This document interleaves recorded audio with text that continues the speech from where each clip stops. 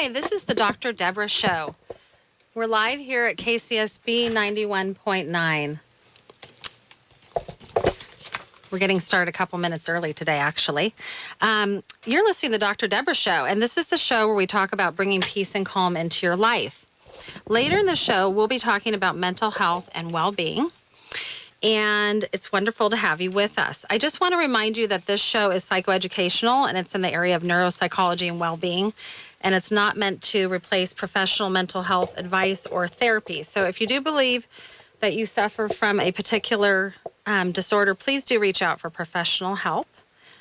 I'm a UCSB alumni, and I live locally in Santa Barbara, and this show's all about our community and how to create compassionate conversations about our well-being and health. And today, we're going to be talking about mental health and finance. The Americans say that finances are taking a toll on their mental and physical health, and they're stressed about their finances.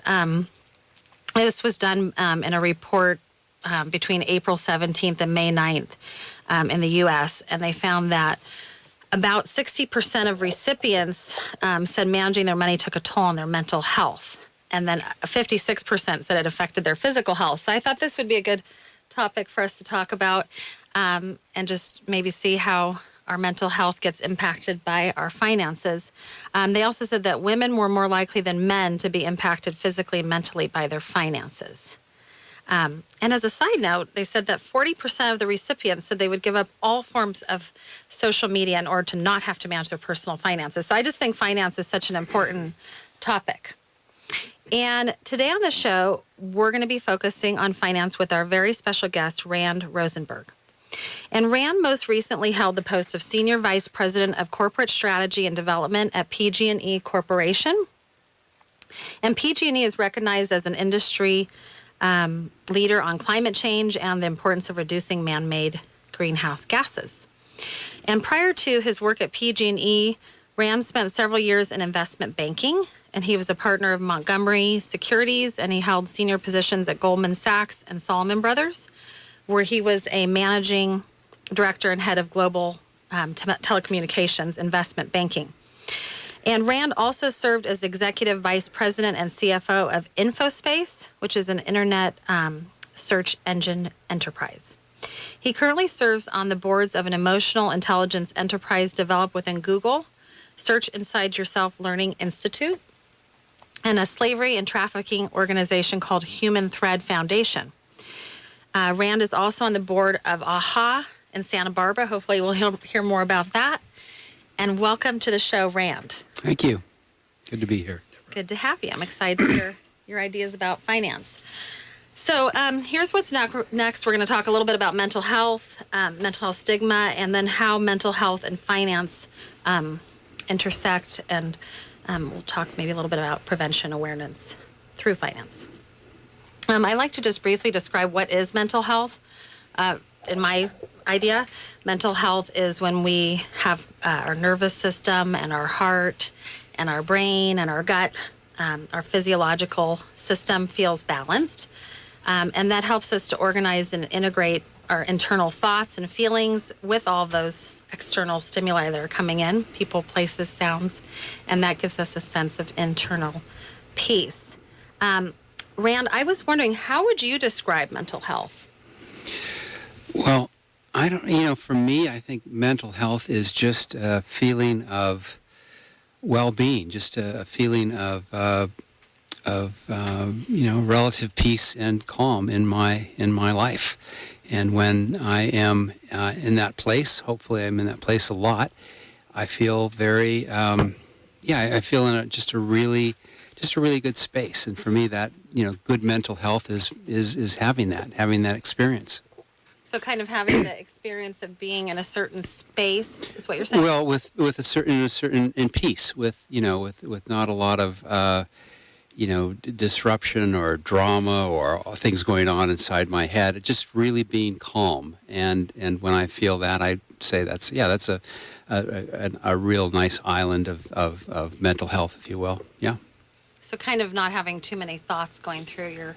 Well, disturb. Just things that just don't really disturb an overall sense of of just being at peace with myself. Whatever is coming at me, just feeling a certain tranquility or calm inside, irrespective of all the events going on around. Yeah. That's true. I like that. That's very true.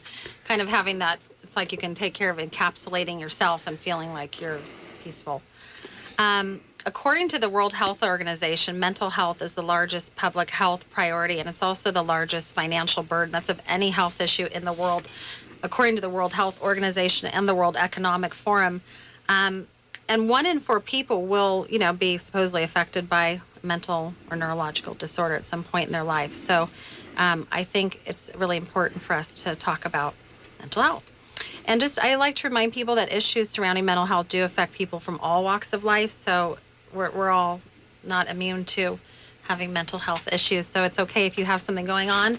And I know, like other guests I've had, they said like some days are good and some days are harder. So, it's different for everybody what the rhythm is. How would you, Rand, describe mental health as it relates to finance, since I know you've spent a lot of time in that world?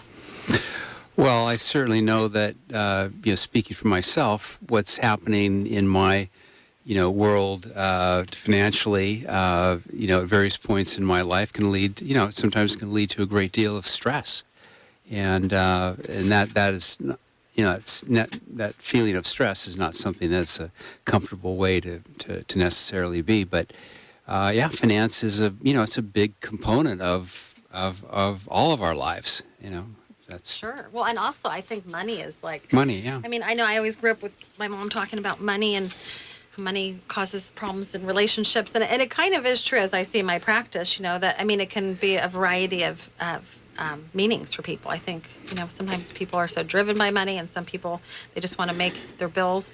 But either way, it's a matter of kind of relativity, I guess, of how they. Yeah, and sometimes it's not necessarily true that the more you have, the easier things get. I think sometimes when people have lots of money, that can in and of itself lead to all kinds of other issues that they face. Sure. Whether they're worried constantly about keeping it, or whether it's affecting how they provide for their family and expectations of their children, and things like entitlement and all those kinds of things. Money has a way of filtering into a lot of aspects of our lives and our families. Yeah. Mm-hmm. It's true.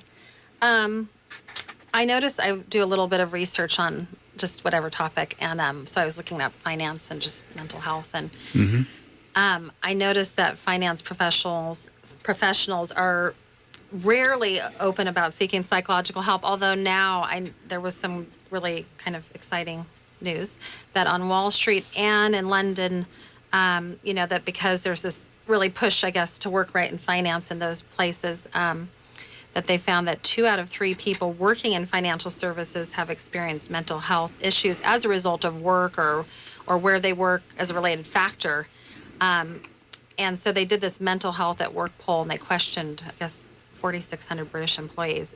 But they found that many people don't tell their bosses about what's going on in their life because they're worried about, damaging their careers. And so they're trying to change that. So I know different organizations like Goldman Sachs and stuff are doing, I don't know if you've heard of any of that, but they're doing different programs to try to help people to have a healthcare sector for Goldman Sachs in Europe, Middle East, and Africa, so that people can tell their managers if they need help. Did you ever have anybody talk to you about that, or is that like no? Unusual? I was there, a number of years ago, and it sounds like maybe they're a little bit more progressive these days than they were when I was there. Yeah. Yeah. So people really didn't talk about mental health then, is what you're saying. Well, mental health, no. I mean, I think that one of the driving forces for a lot of people in careers that are like investment banking, trading, things on Wall Street, one major force that so many people have is anxiety. And in some respects, anxiety is what drives people to really do more and more and more. And it's kind of a it's a difficult thing. It can be a very difficult thing. I guess that's a positive thing, because people are evolving and wanting to talk more now in that. Well, I guess it's positive they're willing to bring it to the table. Yeah. I'm just going to talk for a minute about mental health stigma because I like to just briefly go over that, and then we'll continue hearing more from Rand about mental health, well-being, and finance. Just because I think it's important for us to overcome mental health stigma. There was a Centers for Disease Control report called Attitudes Toward Mental Illness, and they found that stigma and embarrassment are two of the top reasons why people with mental health issues don't seek help or medication. And I've kind of broken stigma down, just to educate you, into two kind of categories, which is social stigma and self-stigma. And social stigma is when attitudes and discriminating behavior directed towards individuals with mental health problems as a result of a label they may have been given. And then also there's self-stigma, which is when we internalize, the mental health sufferer internalizes their perceptions of discrimination. So if we always thought someone who was depressed, we didn't want to be around them, and then we ourselves become depressed, we might internalize that and really kind of beat ourselves up about that. And I think that really affects our feelings of shame. And also, we don't have the ability to go get treatment that way. So I just want us to focus, too, on taking care of our mental health and by being able to discuss our emotions, thoughts, and feelings within ourselves. So I was just wondering also, Rand, how do you think a person's mental health and finance intersect? Oh gosh. Well, again, I think that finances can produce anxiety in one's life, and the more anxiety that someone has and experiences can over time undoubtedly affect their overall sort of well-being, if you will. You mean because, can you explain more about that? Well, I just mean that I described mental health or well-being earlier as being at peace, at least for myself. And to the extent that financial issues become the source of tremendous anxiety, that certainly is a challenge to, being able to be in that place of peace and calm and tranquility, right? So I think that's how I would, that's how I would think about it. So, you're kind of just saying that everybody experiences how that intersection of mental health and finance. Well, I don't know about some people are clearly able to let go of that and don't, necessarily stress out about financial issues. But I'm saying that it can be a source of stress, and that therefore can, lead to issues of mental well-being, mental stability, all of that if it's taken to an extreme. Mm-hmm. It's kind of like keeping everything more in moderation, right? Yeah. What I was talking about earlier with Goldman Sachs is that they have a new approach where they're doing therapy in the office, where banks are taking mental health in-house. And so they have this program called Mental Health First Aiders in Goldman Sachs in London, and actually in their office on Fleet Street. And they said that they're kind of implementing a program, which I thought was cool, just for the people not only that work in that industry, but I think, like you're saying, it can just affect anybody, depending. Well, and actually, when I was at Goldman Sachs, I do remember that Goldman actually had a team of psychologists and therapists on staff that were available to people in the organization should they really need them, and to reach out to them. So it was, and I think that was probably quite unusual. I don't think too many companies have people like that available to their employees, but Goldman did. Yeah. So maybe they've had that for a while, it seems like. Well, I'm sure that it's evolved. Over time, but they had some of that certainly when I was there. Yeah. Yeah. Why do you think reducing mental health stigma is so essential? Why do I think reducing mental health? Well, I think that stigmas are things that people cause people perhaps shame or maybe cause them to behave in certain ways, not perhaps become open. They become more careful, more closed because they don't want to expose themselves. And I think that can lead to more difficulty and actually ultimately more trauma if you're unable to really share things with with either professionals or even your friends or family, because you feel that you might be stigmatized. So it's, I think that's the issue. Do you have any ideas of or tips for people who are listening that if they are trying to overcome something like that, that it sounds like you've got to overcome things like stigma. How do you Exactly. how do you deal with that if you feel that you have it?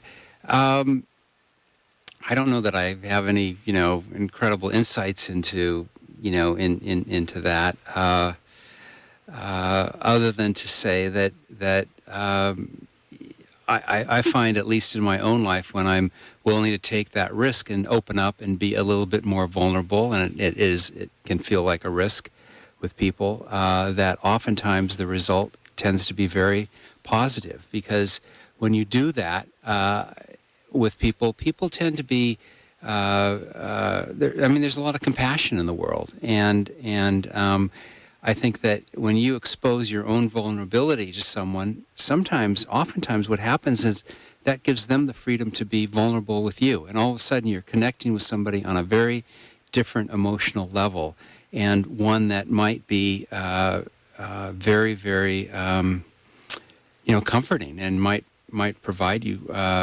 some confidence. So kind of I like that. So what you're saying is that if you can put yourself out there a little bit more, and also maybe expose yourself to somebody, they might actually open up to you. Well, I think I think it certainly, I can speak, in terms of my own career, I tended to be maybe a little bit more open than others, and that actually benefited me. I mean, in a world like Wall Street, where being aggressive and competitive and ambitious, all those qualities are qualities that people, I think about when they think about the kinds of individuals that are, on Wall Street doing that kind of work, and certainly we all have those elements to a certain extent. But the one quality that people don't think about, particularly on Wall Street, is being a little bit more vulnerable and open. And my experience for me was that I found that being that way actually, it actually helped my career. It really enhanced my experience and opened up doors for me. People shared more with me and were willing to spend more time with me, and ultimately build, even deeper relationships, which led to good things. So. Well, I mean, I noticed when I looked up the emotional, the work you're doing with Google, that's Yes. Isn't that kind of what that's about, is how managers can be more emotionally? Well, yeah, a lot of that work, the emotional intelligence work particularly, begins with self-awareness. And really that means being in touch with what's going on with yourself, knowing yourself. And high levels of self-awareness tends to be a quality that is very helpful in business. Mm-hmm. Yeah. Well, I mean, it seems like that leads to being a better manager, which makes your employees maybe feel more comfortable. Kind of like the same idea of what you're talking about with being more open on Wall Street, is that, if you do that in your workplace or your company, if you're managing people, and not even in finance, but just if you're in that role, that you can open yourself up, and that can.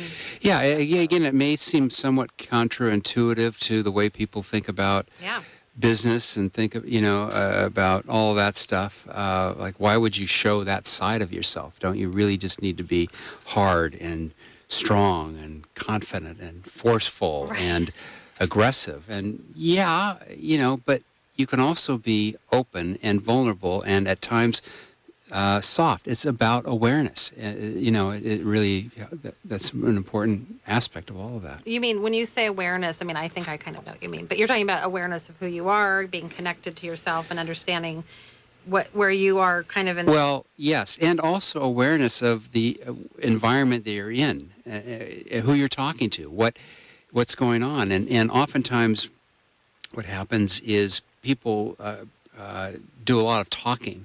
And what I found is that when you tend to talk less and listen more and observe more and notice more, those are all elements of awareness. Sure. That can actually lead to more successful outcomes for everybody. For sure. But I like that you pointed out that it's kind of, I think that there's a misnomer about, that we have to be tough, we have to be strong, we can't expose ourselves. But I know the way I was always trained is that vulnerability is actually a sign of strength. Because, right, like you're saying, it kind of helps you evolve and grow. But I just think we're taught that. Well, I think that people associate oftentimes, that we're taught that being vulnerable is a sign of weakness. Exactly, yeah. So. Well, and I think that, we're just taught also to look at the world from the lens of our upbringing and also our life experiences. So it sounds like you had some, different experiences maybe that led you to kind of come to that place. Or do you think you're just kind of naturally were that way?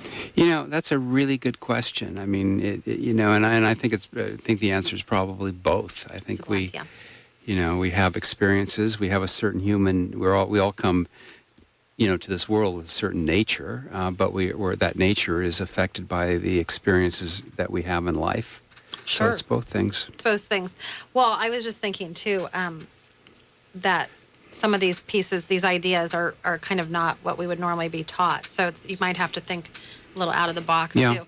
Especially I think with money because, or finance, I just think there's so many regimented ideas maybe. So there's like the money piece about how what you're paying for, but then there's also your mindset about finance and money too. So I think that it's important for what you're saying ultimately is that's important for us to have self-awareness. So we. It is, self-awareness.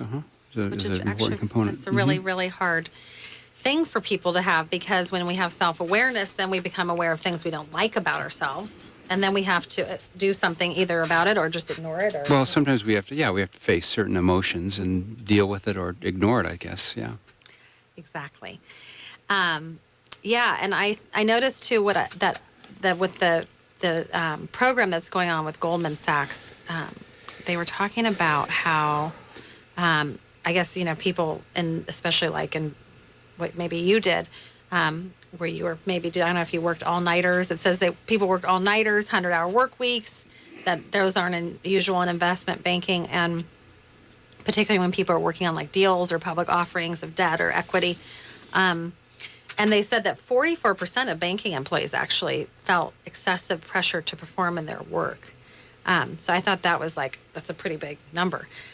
So banks have, I guess, also been trying to lighten workloads, like by relaxing dress codes and giving staff more time to focus on life outside the office. But you're saying when you've worked in these different industries, you haven't ever noticed people talking about their mental health. Kind of people don't talk about it as much. No, I haven't noticed that. Mm-mm. One of the things they were talking about is that people have a fear of being discriminated against if they say something, that if they share that they have a mental health problem, that the manager could hinder their chances of promotion. Well, of course. Yeah, that's not surprising. You mean it's not surprising that happens or that both. people think that way? It's not surprising people think that way, and it may happen. There aren't any givens in any of this in terms of what may be the case. But sometimes you can be surprised. I remember an incident when I was at Goldman where I had a client called me on a Friday afternoon and wanted me to show up Monday morning with a plan to acquire another company. It would have required working all weekend long, and I had plans with my daughters that weekend, and I thought about it, and I just decided, I'm not gonna do it. I'm gonna go to my boss and say, look, I have this on my schedule. That is this weekend plan with my daughters. Yet I've gotten a call from our client, and how can we deal with this? And so I sat down with this person who was actually the head of investment banking at the time at Goldman, and he said, something, I'm not doing anything this weekend. I can do it. So you kind of set the precedent. So you can go ahead and so all I'm saying is that sometimes if you're willing to take a chance and willing to be open, sometimes some unexpected things can happen. Very good things can happen. It's not always the case, of course. It may not be the case most of the time, but some of the time it is. And when you have a certain level of self-awareness, when you really again notice things, you take time, you slow down, then you can kind of pick your spots, and you can kind of take chances that are, I would say, informed. the outcome may very well be what you want. If you, again, have really noticed things and you get a sense of that, of when to step in and when not to step in. So It's like a dance. it is. Yeah, can be. I would guess probably in every employment it's a little different. And I never worked in finance very much, but I just kind of have this image. It's interesting how the media, right, portrays an image too of working in finance as being Sure. busy and rushing and suits and And ruthless and all that stuff. right, Yes. the cutthroatness. But what you're saying is maybe to sprinkle that a little bit with maybe being a little bit thinking out of the box, so to speak, or I think use a different term, but allowing yourself, to be more spontaneous, I guess, if there's Yeah, more. Yeah, just Yeah. again, and just paying attention, listening, noticing, awareness. listening, paying attention, awareness. Yeah, that's hard to do. But I do think that that's a skill that's really important. So if you are listening, I think what Rand's saying is one thing is to practice slowing down. I know I used to share an office with a llama, and he always said that as you speed up, time shrinks, and as you slow down, time expands. And so I think we have this notion or idea that we should be rushing here and rushing there, and actually you could try as an experiment, when you're in a rush somewhere, maybe try going slow. And You see if shared get an there. office with a llama? Yeah, there's a llama in town. Oh, I thought llamas were animals. Yeah, there's those too. Okay, I just want to make sure I understand what you're saying. No, like the Dalai Lama. There's the Dalai he's Lama. not the Dalai Lama, but there's other llamas who are trained people who have lived in communities where the community has accepted them as their leader, and so that was this person. But I think sometimes they have some wisdom that's been passed down, from multiple generations of people, and I think that probably practicing being aware would take slowing down. So like we were just talking about. I was wondering, Rand, can you share how your work in finance provided you with like a foundation that you now utilize kind of for your work for your financial health now? Like how did it carry over from your previous learning experiences? Oh, gosh. How did it provide me a foundation for today? I don't, Concepts, yeah. I don't, I'm not, that's a tough question for me to answer. I'm not exactly sure how I would answer that. I was just thinking if maybe there was something, it doesn't have to be anything, major, but if there was just something that came to mind of, I was this way then, and wow, I really realized these different pieces, and they are so ingrained in my life. I think when you go through, you have experiences, and you learn from those experiences. And sometimes I guess I would describe it as, sometimes you see movies, and they're written a certain way, and you kind of know how they're going to end unless you change the script. And so there might be things that are going on, and you go, I've seen this movie before, and this is kind of where it's going unless I make this change. And I don't really want to end up where the movie's going. I want it to have a different, ending outcome. And so So you've kind of seen different scenarios. So I guess through the experience of that. That's why it is so important, too, to just kind of sometimes try things that you don't normally do. Also neurologically, it's very important to do that because we get very embedded in our thought processes and we get going down the same ideas and concepts, and sometimes they're defunct. They're not really helpful. So allow yourself, to, if you're listening, allow yourself the chance to just kind of let yourself go and explore and try something new, because I think sometimes, like Rand's saying, maybe you might be pleasantly surprised, right? I was wondering, Rand, how do you think that the world of finance today accepts or rejects mental health or mental health stigma? Well, again, I'm not, I wouldn't be so naive as to say that, I think it's very accepting. I don't really know. I would guess that it's not something that is generally shared. Or people are willing to, let others know about what's going on with them, for fear that it would be interpreted as weakness or as some negative way. So I don't know that human nature has really changed in the last 20 or 30 years. Probably hasn't changed a lot. So a lot of the same issues that occurred then probably occur today.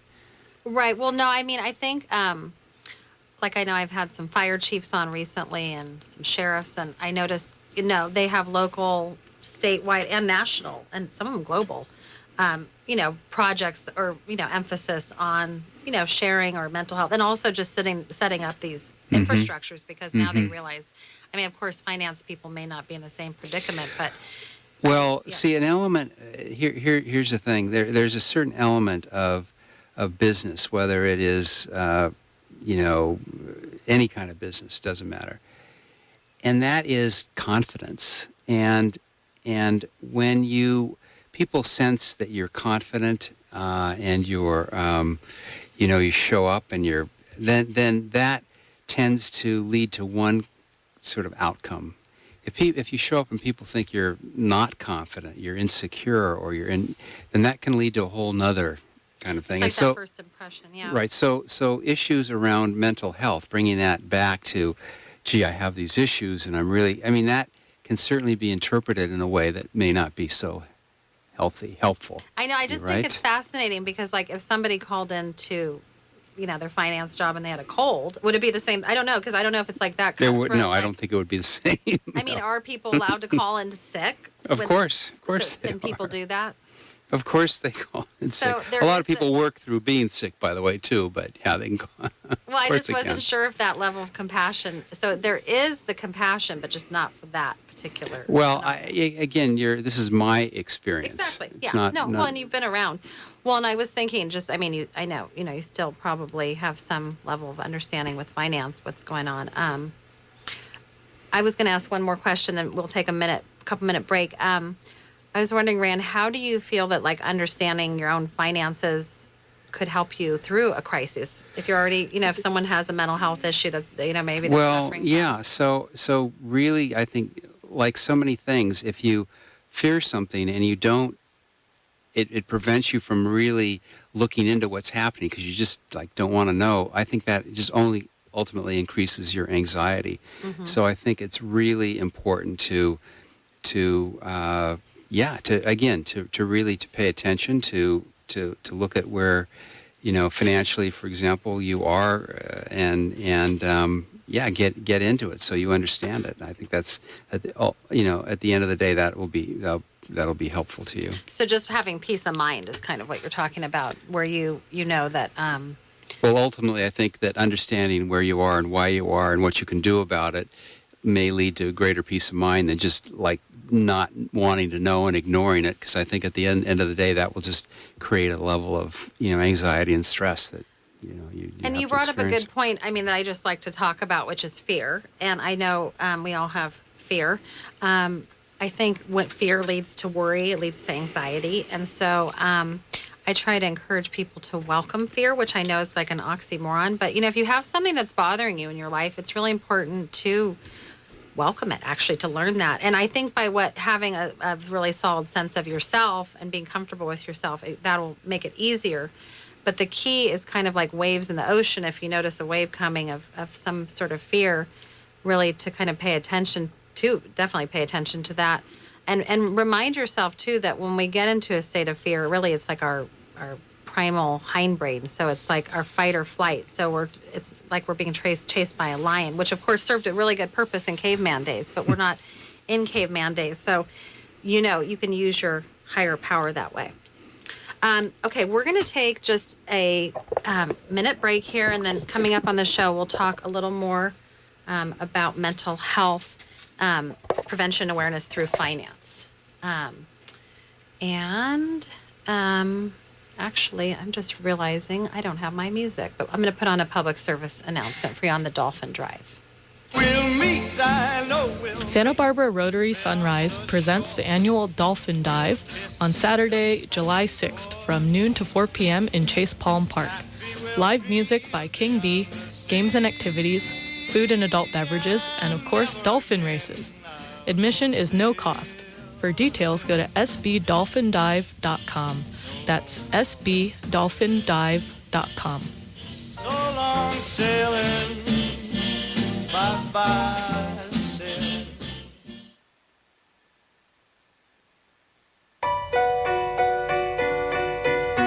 The The summer travel season is here, and if your vacation plans will take you through Santa Barbara Airport, listen up. SBA is adding flights and airlines, and that adds up to more travelers. So you'll want to give yourself extra time to get to and through the airport. Passenger traffic has grown nearly 20% in the first 4 months of 2019, and the number of annual passengers this year is expected to return to levels reached prior to the 2009 economic recession.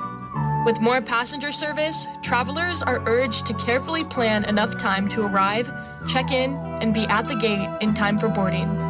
Every airline has its own guidelines. However, arriving at the gate a minimum of 40 minutes prior to boarding is recommended. With the increased service, long-term parking at the terminal is feeling the squeeze. During peak times this year, parking near the terminal has filled to capacity on numerous occasions. As a result, SBA has reopened its long-term parking lot located on Hollister and Lopez Road, just west of the intersection of Fairview Avenue and Hollister Avenue. Shuttles depart every 15 minutes for the 4-minute ride from the long-term parking lot to the terminal. KCSB wishes you a happy and safe summer travel season.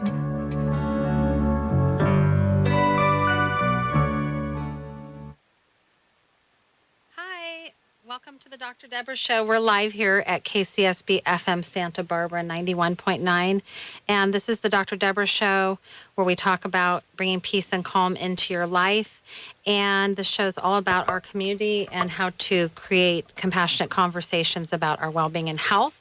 And we're here talking today about mental health and finance with our special guest, Rand Rosenberg, who, if you're just jumping in, he most recently held the post of Senior Vice President of Corporate Strategy and Development for PG&E Corporation.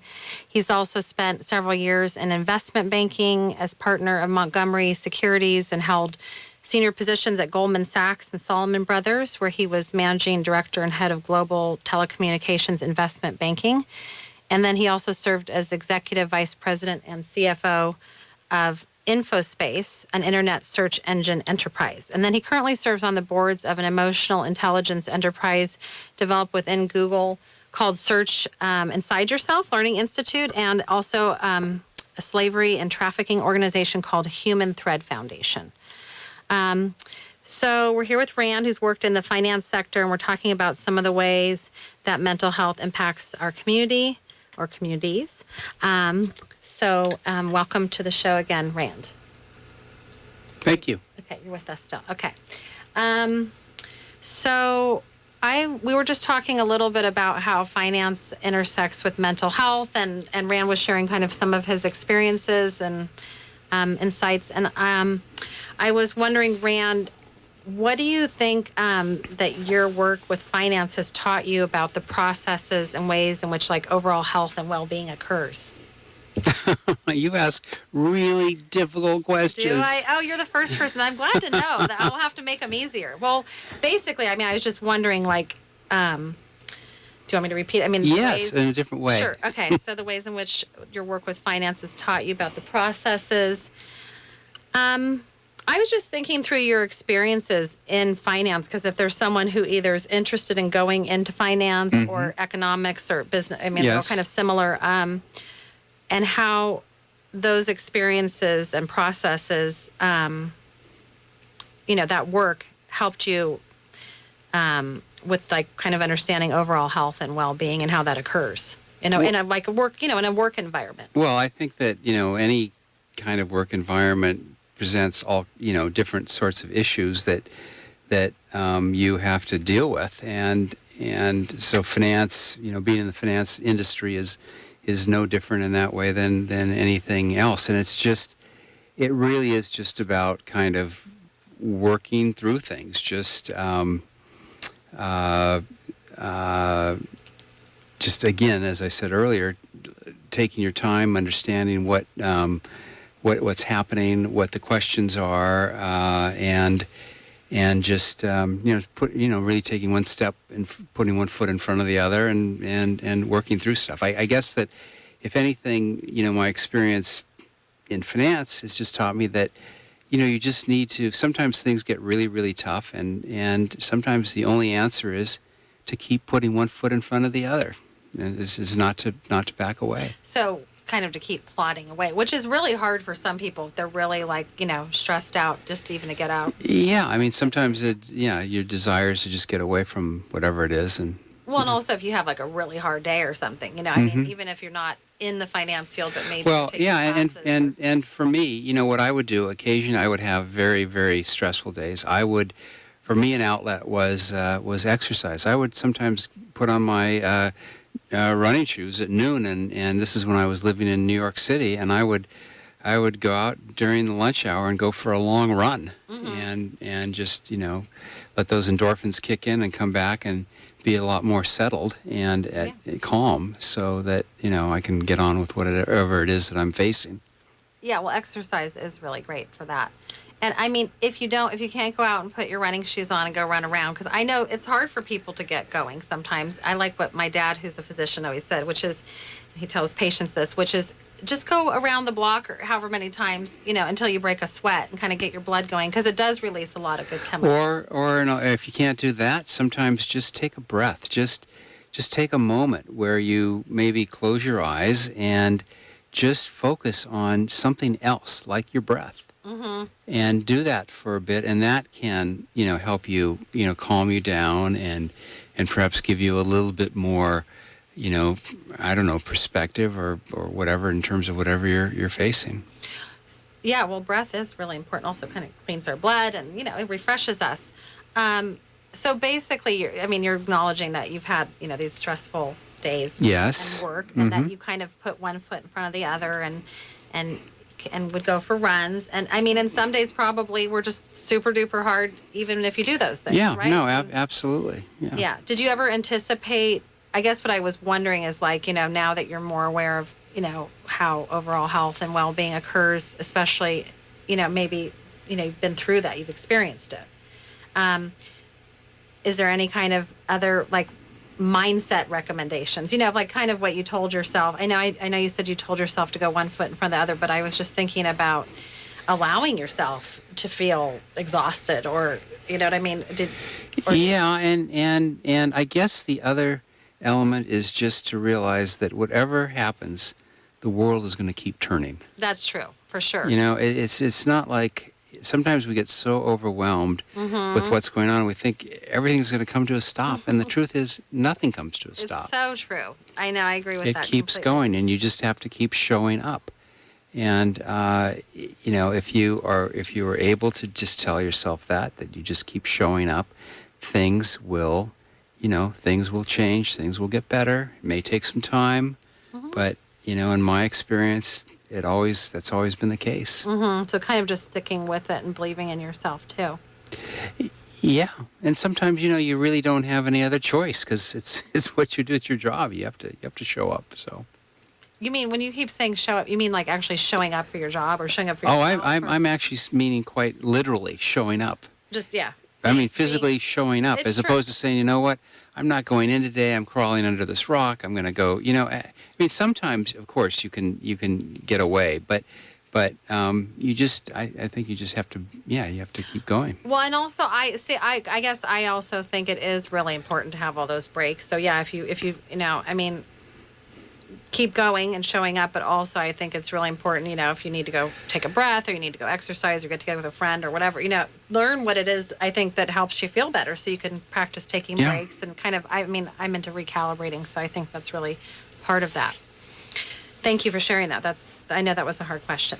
I was wondering, Rand, have you heard of any campaigns or organizations that are in the finance world that work specifically toward reducing mental health stigma? Well, the short answer is no. I don't. I mean, they may be out there, but I'm not. I'm always hoping that to stimulate those kind of ideas. They may be out there, but I don't. I'm not familiar with any of that. What would you think that would be something beneficial if we had more, like, I mean, say if, Goldman Sachs or, I don't know, one of these finance companies said, we're going to be really focused, like kind of like the fire departments, where they said, this is really important for us. We want to take care of Well, I think that, I think some organizations, I can speak to Google. I'm somewhat familiar with Google.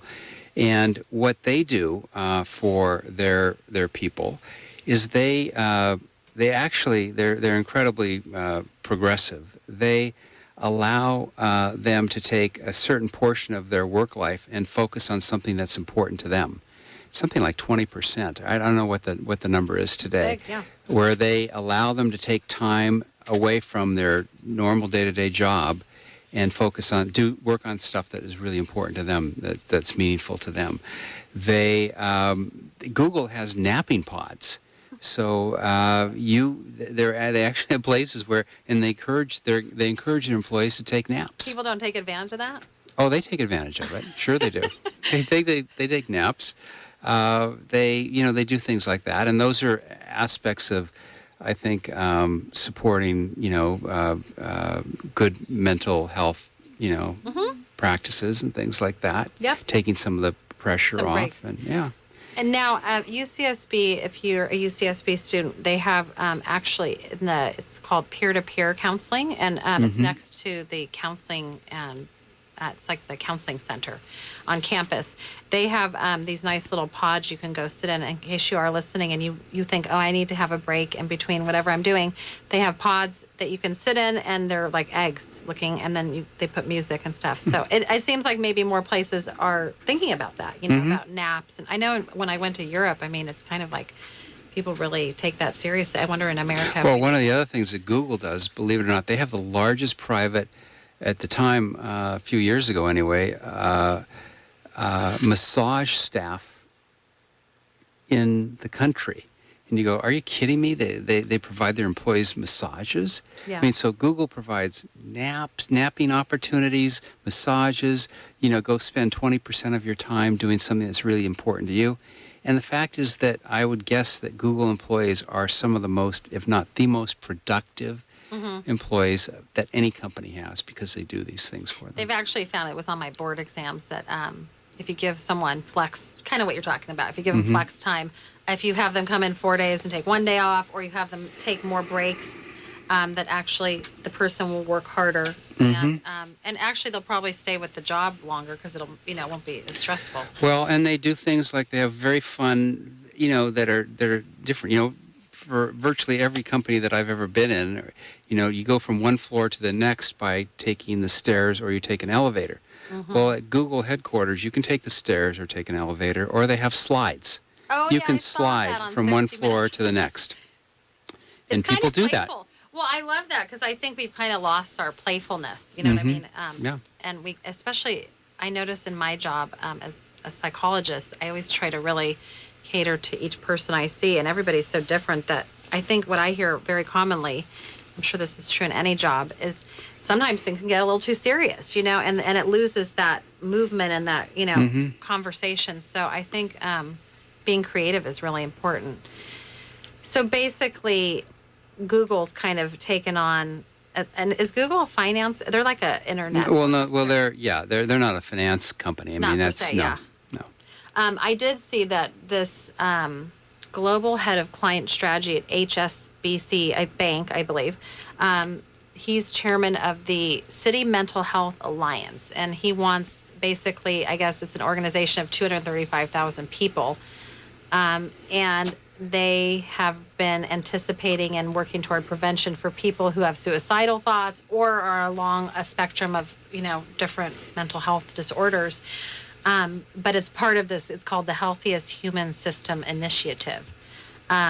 And then also JP Morgan has the first UK-based on-site counselor due to start work at the bank offices in London's Canary Wharf this summer. So it seems like people are maybe picking up more, but also the bank already, JP Morgan already has like full-time counselors in 9 of their U.S. locations, like New York, Delaware, Chicago, Texas. So you could, I guess, if if you're looking to work at a company, it seems like some companies are more open to that, like Google or, it seems like, though, I just wish, I notice a lot of companies don't have protocols for that. They don't really, it's like, it's kind of not even considered. I mean, is that because of that kind of cutthroat kind of nature of finance? Or? Yeah, I think it's, these are, these notions and ideas don't occur to people that this is what they need to be or should be offering, or that could be helpful to their people, to their employees if they were to offer these things. But in fact,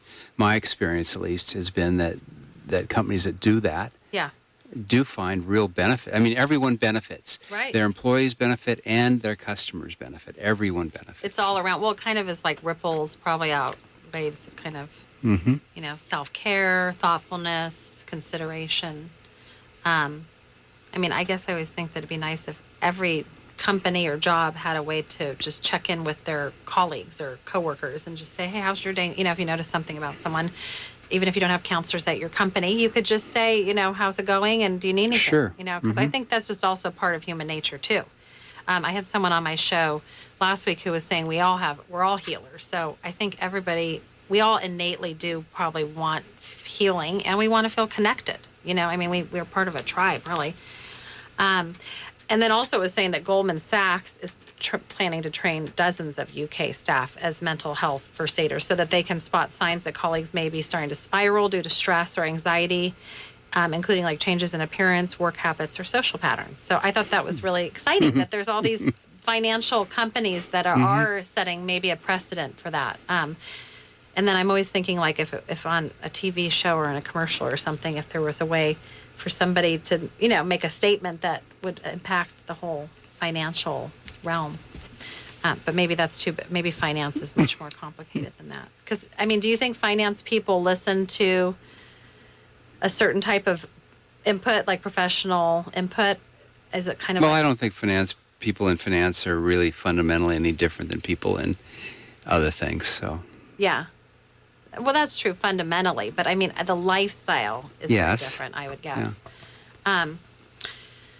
So we just have time for a couple more questions. I was wondering, Rand, how do you think that finance intersects within our local and global communities, and why is it important for us to talk about our mental health? Well, I think the topic is important, whether it's finance or anything else. It's an aspect of who we are as people. Our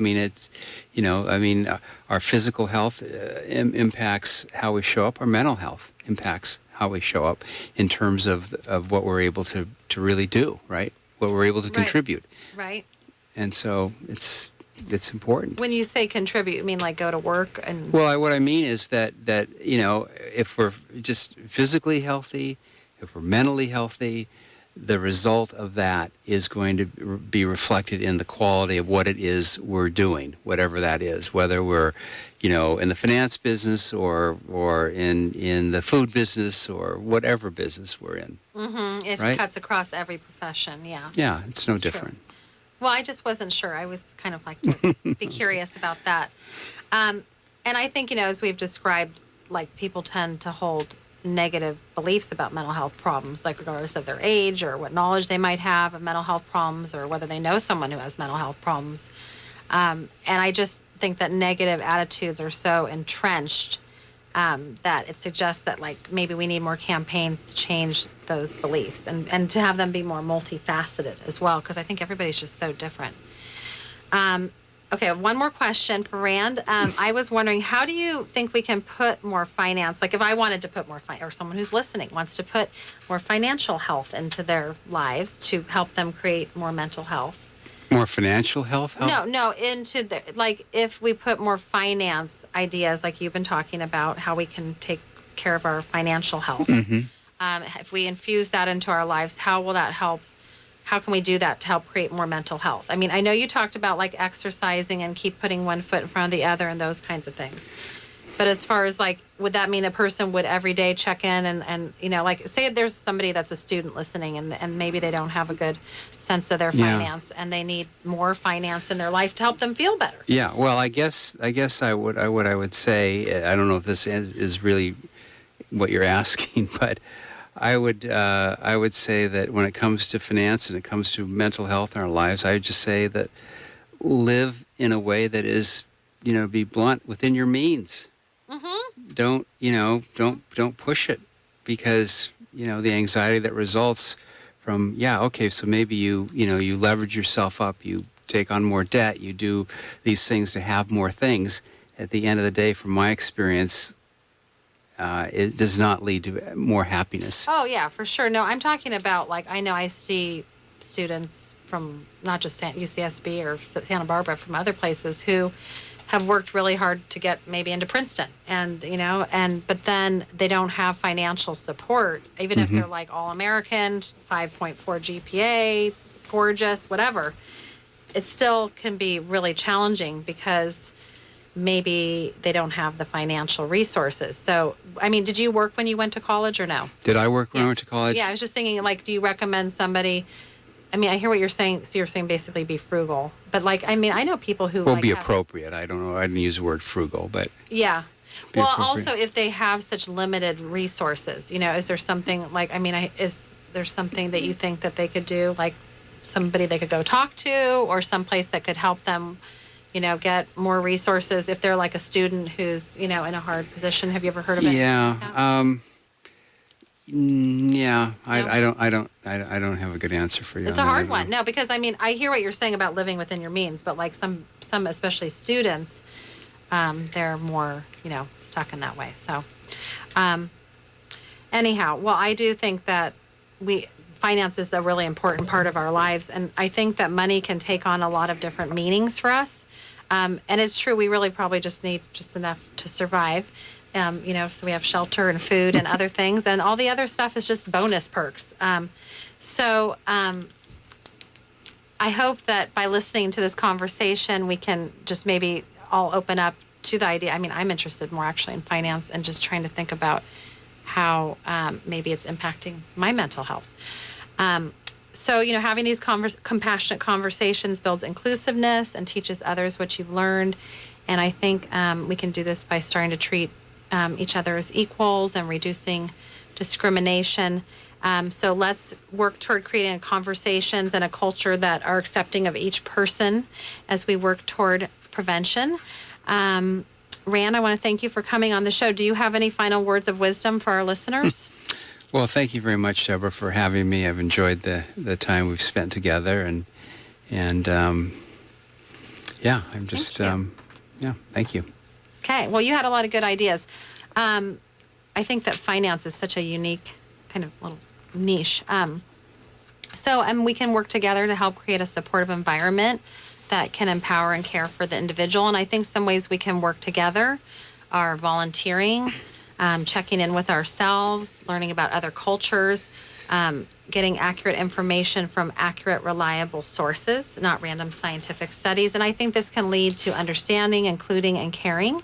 So can you imagine a world where we could share our feelings and thoughts more freely, and where we can move toward health for all human beings? I know there's a lot of work to be done, but if we each do our part toward ending negative perceptions about mental health and raise awareness, we can live, I think, in a more loving, safe, and accepting world. So I want to thank my special guest, Rand Rosenberg, for coming in today and sharing his wisdom. If you have questions for either of us, you can write to me on my Facebook page, The Dr. Deborah Show. I also just want to give a quick shout out to HopeNet of Carpinteria, which is a group of concerned citizens who provide education and resources to prevent suicide. And also, if you or someone you know needs help, call the National Suicide Prevention Hotline at 1-800-273-8255, or better yet, it's 24 hours a day, 7 days a week. Their Santa Barbara Access Line. Their number is 1-888-868-1649. And I hope you'll join me next week. I'll be having Emily Allen, who's the director of the homeless projects going on in our Santa Barbara County. So thank you for joining us, and we'll talk to you next